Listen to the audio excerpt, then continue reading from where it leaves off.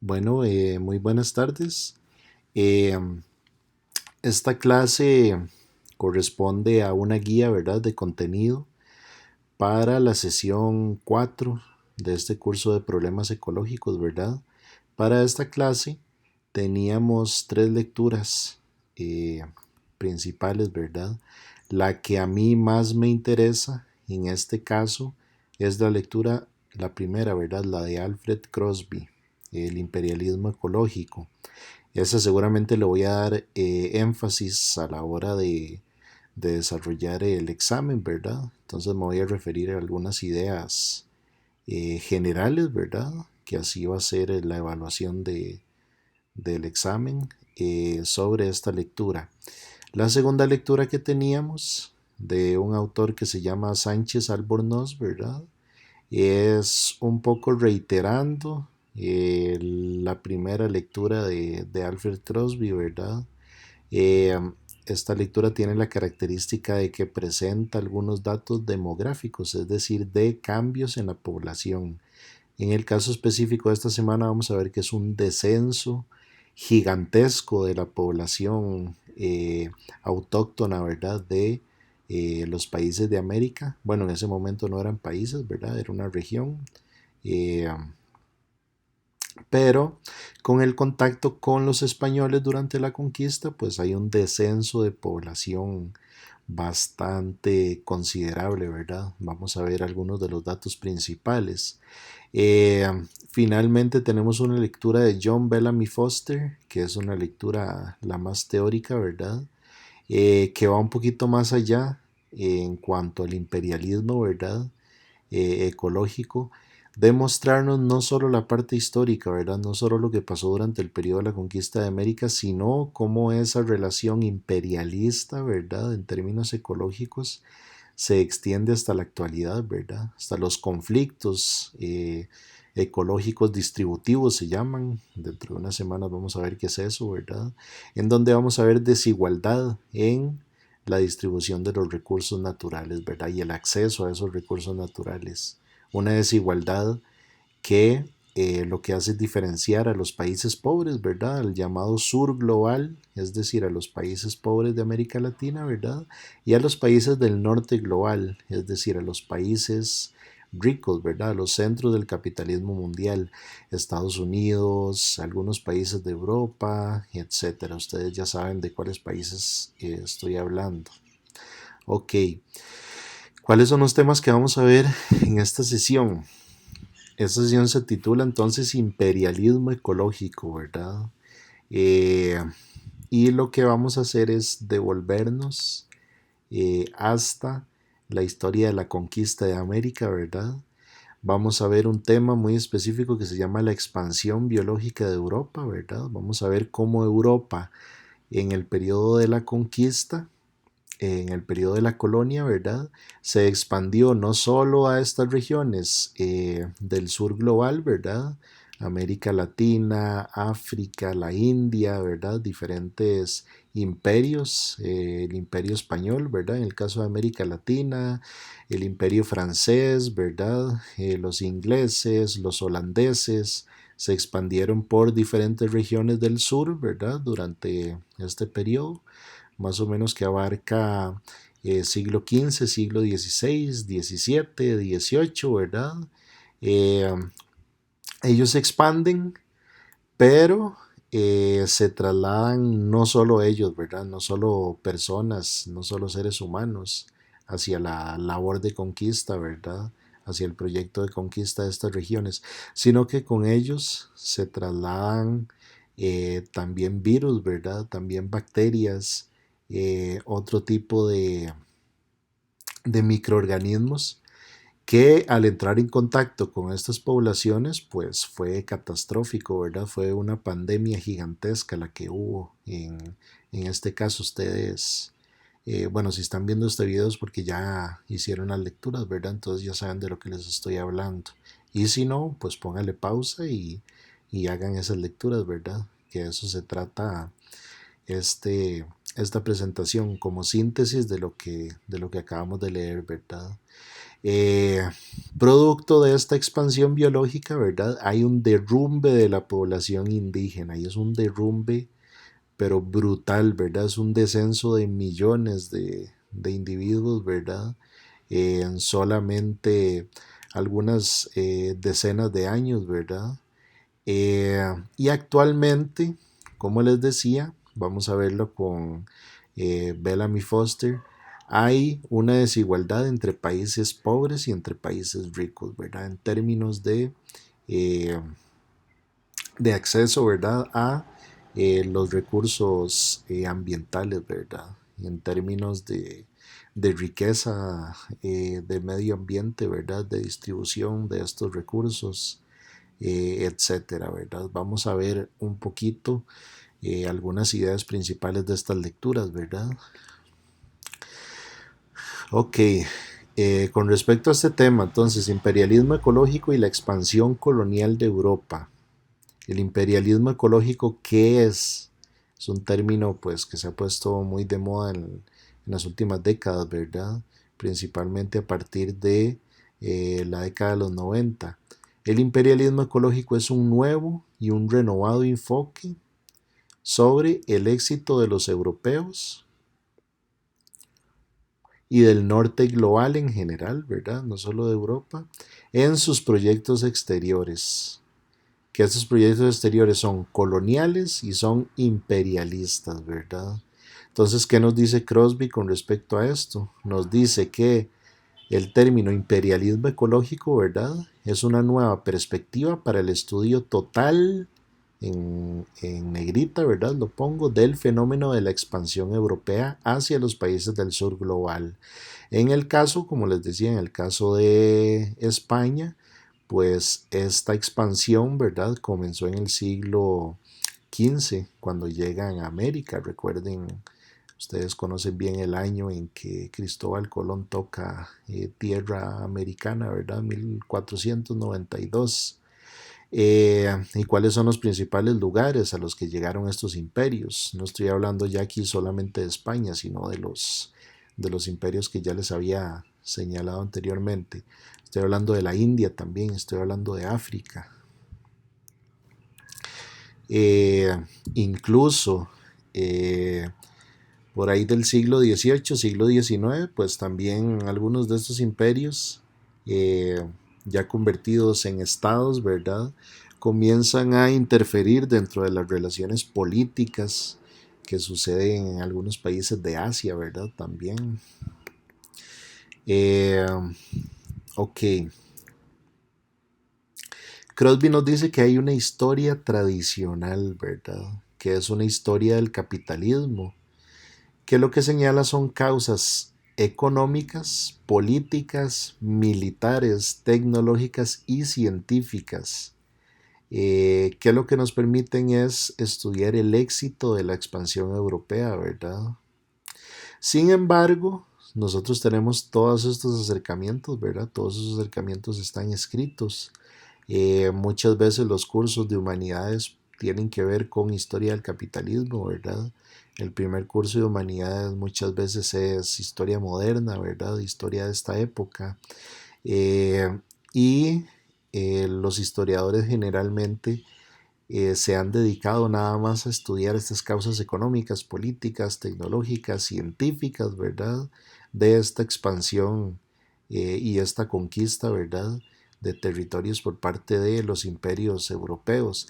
Sin embargo, hasta el momento, o hasta este libro por lo menos, no existía una explicación de la expansión en términos biológicos, ¿verdad? Como ya les dije, contrastándolo con lo que estamos viviendo en la actualidad, ¿verdad? De crisis de salud pública, ¿verdad? Ocasionada por una pandemia, por un virus, pues esto tiene mucha relevancia, ¿verdad? Que en el periodo de la conquista también sucedió, ¿verdad? También sucedieron pandemias y eran pandemias pues que traían los europeos durante este proceso de conquista. Crosby entonces nos dice que estas razones biológicas permitieron y consolidaron, o sea, fueron muy determinantes, ¿verdad? Dentro del éxito que tuvieron estos europeos, ¿verdad? Y vamos a ver por qué.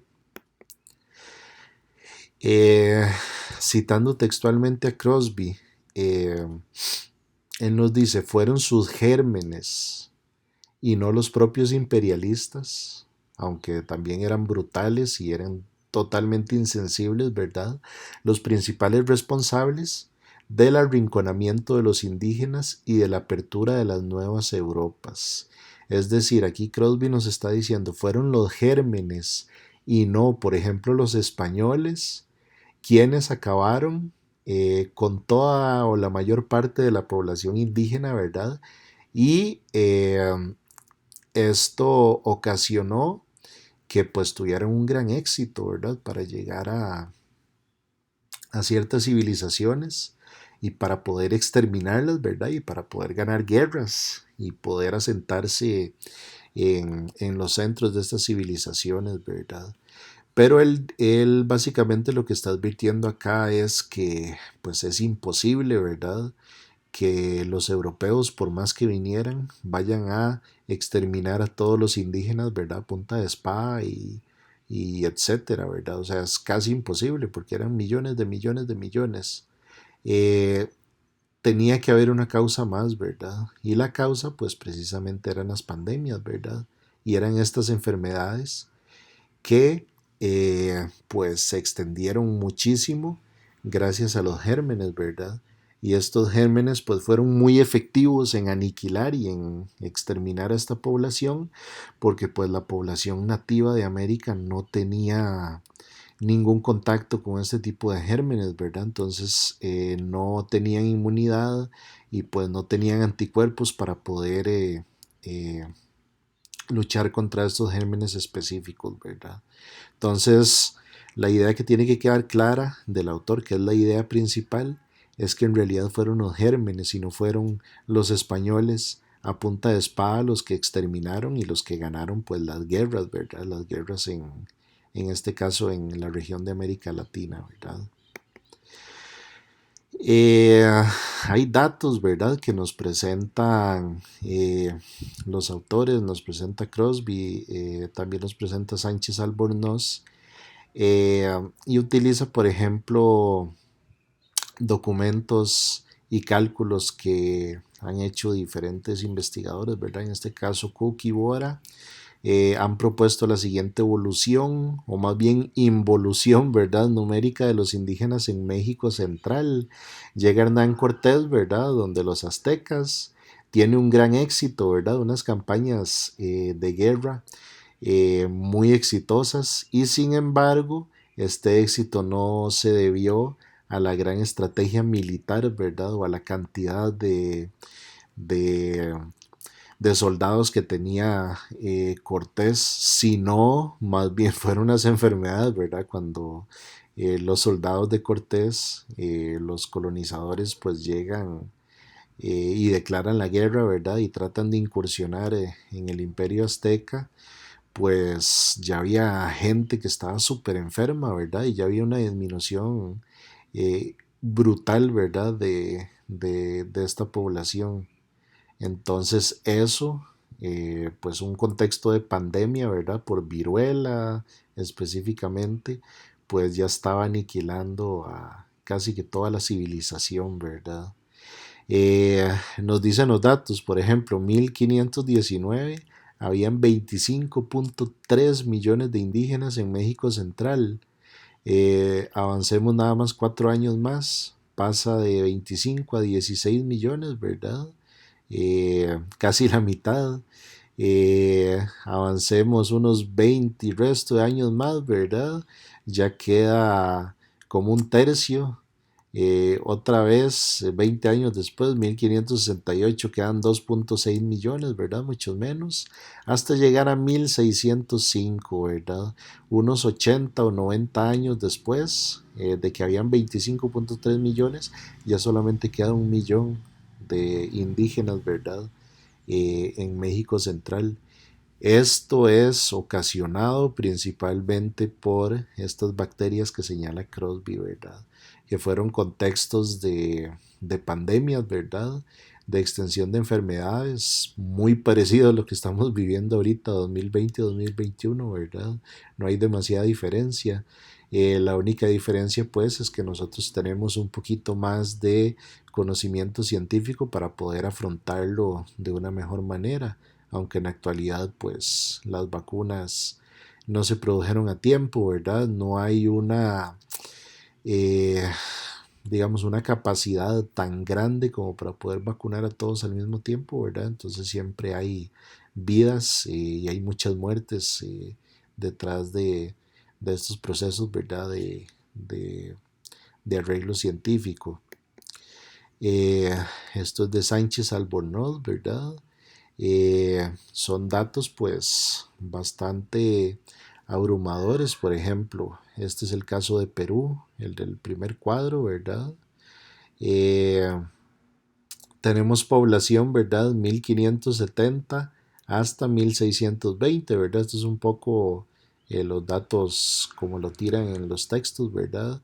1570, por ejemplo, eh, teníamos un total, vean los totales acá, en 1570 en la columna de totales, en la costa norte, ¿verdad? En la costa central, en la Sierra Norte, en la Sierra Central, en la Sierra Sur, tenemos un total de 1.264.000 indígenas, ¿verdad? En Perú, en 1570. Pasamos una década después a tener 1.083.500, ¿verdad? Hay un descenso bastante considerable. 10 años después tenemos 947.000, ¿verdad? Y brinquémonos, por ejemplo, a 1620, que eso serían 30 años después. Ya tenemos un total de 589.000 indígenas, ¿verdad? En esta región de Perú.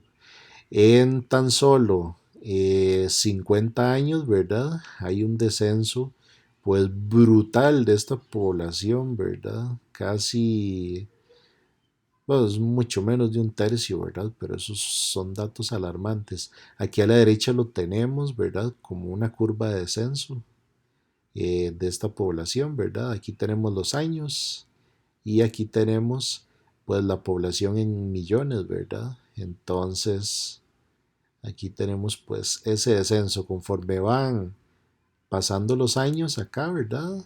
Acordémonos cómo se miden las curvas. Los de ingeniería creo que no van a tener problema, ¿verdad? Conforme avanzan acá los años, por décadas, ¿verdad? Va descendiendo la población en millones, ¿verdad? Aquí, esta es una curva descendente, ¿verdad? Eh, ya casi vamos terminando, ¿verdad? Con estas ideas principales de las lecturas y nos vamos metiendo un poquito a la última lectura, ¿verdad? La de John Bellamy Foster. Él nos dice textualmente, ¿verdad? En la primavera del 2003, Estados Unidos, con el apoyo de Gran Bretaña, invadió Irak, ¿verdad? No es tan diferente a lo que está pasando con la invasión que tuvimos anteriormente, ¿verdad? De españoles hacia América, ¿verdad? En el periodo de conquista. Y Irak, ¿quién es? Es el país con la segunda reserva de petróleo más grande del mundo, ¿verdad? Estados Unidos expande la producción de petróleo iraquí mientras se asegura para sí mismo una posición dominante en el control mundial de ese recurso. Recuerden que estamos hablando de acceso a recursos, ¿verdad? Por eso esto es un curso de problemas ecológicos, ¿verdad? Es un curso que tiene que ver con medio ambiente, ¿verdad? Con recursos naturales, ¿verdad? Este recurso es decisivo para la estrategia geopolítica y la estrategia económica más general de los Estados Unidos, ¿verdad? Esto no es nada nuevo para ninguna y ninguno de nosotros.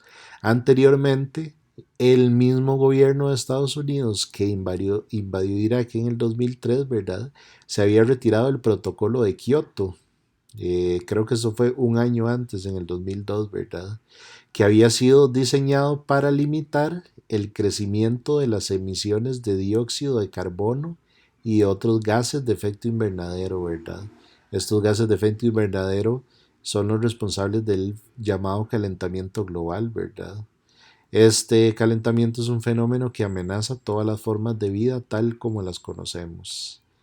¿Qué dice el autor con respecto a esto? No sorprende entonces, ¿verdad?, que en los últimos años haya aumentado la preocupación por el imperialismo ecológico, ¿verdad?, el cual se ha vuelto tan importante como las formas culturales, políticas y económicas del imperialismo con las que está vinculado, ¿verdad?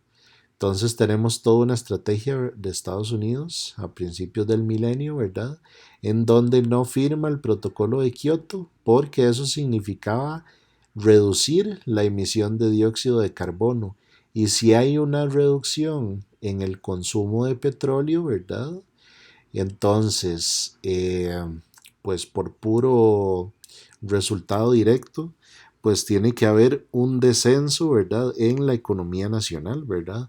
Al no haber tanto transporte y tanto trasiego de productos y tanta venta y tanta compra, por la propia reducción, digamos, de la quema de hidrocarburos por transporte de los carros, entonces hay un descenso de la economía, ¿verdad? Entonces Estados Unidos dice, no, nosotros no estamos dispuestos a sacrificar nuestra gran economía, ¿verdad?, por descender la emisión de gases de efecto invernadero, ¿verdad?, ocasionadas por el gran transporte o la gran cantidad de petróleo que nosotros consumimos para trasladar los productos que compramos y que vendemos, ¿verdad? Eso es un poco la idea.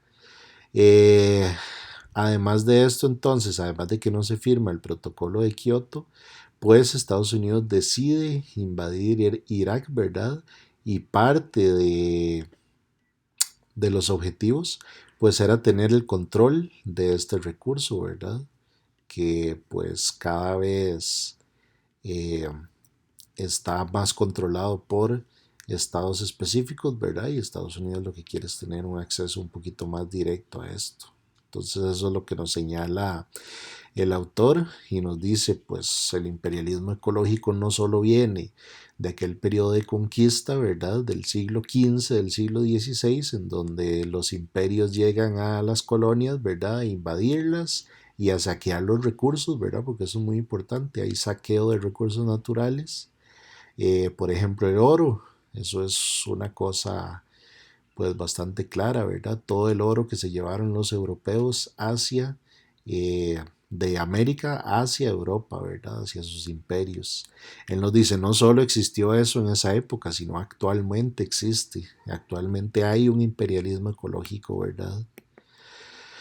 Eh, Estas nuevas implicaciones, ¿verdad?, tienen que ver con que el imperialismo ecológico se presenta de diversas maneras, ¿verdad? En el saqueo de recursos de ciertos países a otros y la consiguiente transformación de ecosistemas enteros, de los cuales estados y naciones dependen, ¿verdad? Entonces, este saqueo que hacen los centros o los países ricos, ¿verdad?, los centros del capitalismo mundial sobre estas regiones más empobrecidas, pues implican también transformaciones de ecosistemas enteros, ¿verdad? Entonces, ahorita que estamos muy cerquita, por ejemplo, eh, de Semana U, creo que acaban de pasar, creo que fue la semana pasada, ¿verdad? En 1970 en Costa Rica hay un ejemplo de esto, ¿verdad?, que tiene que ver con Alcoa, que era esa idea de una empresa, ¿verdad?, que venía del norte global a tratar de, pues, extraer productos, ¿verdad?, extraer productos minerales. En 1970 los estudiantes, principalmente, se levantan en contra de estos proyectos imperialistas, ¿verdad? Estamos hablando de Costa Rica en 1970. Eh, Porque se tenía cierta conciencia todavía en 1970 de que este tipo de extracciones, ¿verdad? Este tipo de tecnologías pues iban a traer consecuencias sobre los ecosistemas, ¿verdad? Con qué tiene que ver también el imperialismo ecológico en la actualidad.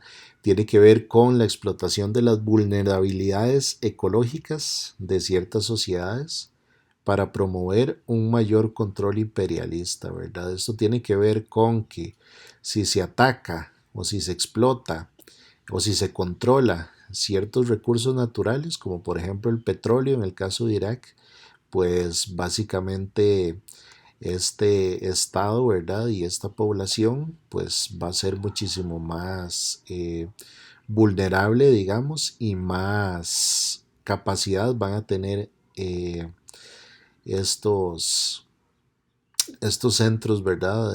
Que invaden, van a tener mucho más control del lugar que están invadiendo, ¿verdad? Existen movimientos masivos de trabajo y de población vinculada a la extracción y a la transferencia de recursos, ¿verdad? Esto es otro de los fenómenos que presenta este imperialismo ecológico en la actualidad, ¿verdad? La extracción y la transferencia de recursos pues ocasionan movimientos masivos de trabajo, ¿verdad? Y movimientos masivos de población vinculada pues a la migración también. Eh, Hay un concepto que es muy interesante que se plantea Bellamy Foster, que se plantean también otros autores que vamos a leer en este curso en las siguientes semanas, ¿verdad? Que es esta idea del intercambio ecológico desigual. ¿Y qué es esto? Es la transferencia en valores económicos que se refleja de forma compleja en flujos de materiales o flujos ecológicos, ¿verdad? Reales, que transforman las relaciones ecológicas entre la ciudad y el campo y entre el centro y la periferia. ¿Qué es todo este enredo, verdad? Esto tiene que ver, el intercambio ecológico desigual, tiene que ver con lo que yo les había mencionado de que, por ejemplo, llegan imperios, ¿verdad? O llegan, pues, la fuerza militar o a través de empresas, etcétera, desde el norte global y lo que hacen es extraer recursos, ¿verdad? Extraen recursos, por ejemplo, llegan acá a América Latina, extraen minerales, extraen oro, etcétera, se los llevan a Europa, Europa se deja el dinero, ¿verdad? De esa extracción, o se deja la plusvalía del oro, por ejemplo, pero en América Latina queda el daño, ¿verdad? Queda el daño ecológico y queda el daño ambiental. Eso tiene que ver con el intercambio ecológico desigual. Se entiende, ¿verdad? Eh, si yo tengo una finca, ¿verdad? Que tiene oro, y en esa finca yo tengo animales, yo tengo plantas, es un lugar de atractivo turístico, ¿verdad? Donde la gente llega y pues digamos que llegue una empresa, ¿verdad? Europea, se mete en mi finca, explota todo mi oro, se lleva el oro a su país, ¿verdad? La empresa, su país de origen, Inglaterra, Estados Unidos, etcétera. Y a nosotros, ¿qué nos queda? A nosotros lo que nos queda es la destrucción de nuestra finca, ¿verdad? La destrucción de nuestro entorno, de nuestro ecosistema. Eso tiene que ver a gran escala, ¿verdad? Integrando estados, integrando empresas, integrando eh, pues una gran cantidad de comunidades, ¿verdad? Eso implica el intercambio ecológico desigual, ¿verdad? En resumen, eh, lo que significa el intercambio ecológico desigual es una explotación desigual de los recursos naturales para obtener dinero, ¿verdad? En América Latina, en este caso, como les dije, se destruye su naturaleza y los países ricos son los que se dejan las ganancias monetarias, ¿verdad? De esa destrucción. Eh, ok, esto tiene mucho que ver, esta idea se toma pues de distintos textos, ¿verdad? Eh, John Bellamy Foster, por ejemplo, tiene un libro que se llama La ecología de Marx, materialismo y naturaleza, ¿verdad? ¿Y qué es la ecología de Marx? Bueno, vamos a tratar de leer la economía marxista, ¿verdad? O la filosofía de Marx, que tiene que ver con desigualdad, ¿verdad? Con todas estas relaciones de explotación de los trabajadores, etcétera. Vamos a leerla, pero en términos ecológicos, ¿verdad? Entonces, estas ideas que presentan Marx tienen muchísimo que ver con este intercambio ecológico desigual, ¿verdad? Que más o menos desde estas teorías es de donde nacen los movimientos de justicia ambiental, ¿verdad? Por la desigualdad que hay en el intercambio ecológico, ¿verdad? Y en el intercambio de recursos naturales y en la destrucción de los ecosistemas, ¿verdad? Por ahí parten algunas de estas ideologías, ¿verdad? De movimientos de lucha en favor del medio ambiente, ¿verdad? Eh, que nos dice, por ejemplo, Bellamy Foster y otros autores, nos reiteran la existencia de una segunda contradicción del sistema capitalista, ¿verdad? El sistema capitalista es nuestro sistema económico vigente, ¿verdad? ¿Y qué tiene que ver o qué implicaciones tiene esta segunda contradicción del capitalismo? Pues hay un proceso, ¿verdad?, dentro de nuestro sistema económico capitalista que está extendido en casi todo el mundo, ¿verdad?, de una conversión de la naturaleza en mercancía. Ya de esto habíamos hablado mucho, ¿verdad? De ponerle precio de mercado, o sea, cuántos millones de dólares vale un ecosistema específico, un bosque en específico, ¿verdad? Un río en específico. Eso es muy común en el sistema capitalista, ¿verdad? Hay una conversión de la naturaleza en mercancía, en dinero, ¿verdad? Nosotros podemos vender, podemos comprar tierra, podemos comprar naturaleza y eso tiene un precio, ¿verdad? Un precio en el mercado y nosotros lo podemos pagar. Eh, ¿Qué es la segunda contradicción del capitalismo entonces? Tiene que ver con que el crecimiento del mercado y de las relaciones económicas capitalistas afecta y destruye las propias condiciones, ¿verdad?, sociales y ambientales. ¿Esto qué quiere decir? Que pues el sistema capitalista se alimenta de la extracción de riqueza que proviene de la naturaleza, ¿verdad? Como habíamos leído a Donald Worster en las primeras clases, todo lo que tiene que ver con economía, todo lo que tiene que ver con nuestra vida, todo lo que tiene que ver con lo que consumimos, ¿verdad? O todo lo que consumimos proviene de el medio ambiente, ¿verdad? Entonces, ¿qué es lo que hace el capitalismo? El capitalismo explota la naturaleza, ¿verdad? A través de procesos de extracción. Y esta naturaleza es la que va a generar la riqueza, ¿verdad? Esta idea es muy básica, ¿verdad? Nosotros extraemos un recurso, ¿verdad? Eh, Producimos bienes, ¿verdad? Producimos mercancía, producimos productos, valga la redundancia, y esos productos los vendemos y nos van a dar dinero, ¿verdad? Entonces, por ejemplo, nosotros extraemos de la tierra, pues, silicio, por ejemplo, con ese silicio construimos chips para hacer computadoras Apple, ¿verdad? Y esas computadoras Apple nos van a generar un montón de dinero, ¿verdad? Y le genera un montón de dinero a la empresa específicamente. Pero ¿qué estamos haciendo nosotros? Nos estamos cargando los recursos naturales, ¿verdad? Entonces, esa es la segunda contradicción, ¿verdad? Nosotros estamos destruyendo la naturaleza para poder obtener dinero de ella. Y en algún momento, entonces esa naturaleza se va a, a desaparecer, ¿verdad? Se va a extinguir y ya no vamos a tener más recursos naturales para explotar para seguir produciendo dinero. Esa es la segunda contradicción del capitalismo. El sistema capitalista destruye la propia base que genera eh, su éxito, ¿verdad?, económico. Y esa base es precisamente la naturaleza, ¿verdad? A partir de estas relaciones desiguales, ¿verdad?, nacen, por ejemplo, los movimientos de justicia ambiental. El mapa que nosotros vamos a estudiar, ¿verdad?, para hacer el trabajo final, se llama EJ Atlas, Environmental Justice Atlas, o sea, Atlas de Justicia Ambiental. Estos movimientos de justicia ambiental, ¿verdad?, son los nuevos movimientos sociales eh, que luchan, ¿verdad?, por el acceso y por el cuidado de los recursos naturales, ¿verdad? Y que esos son los nuevos agentes sociales y los agentes de transformación social, ¿verdad?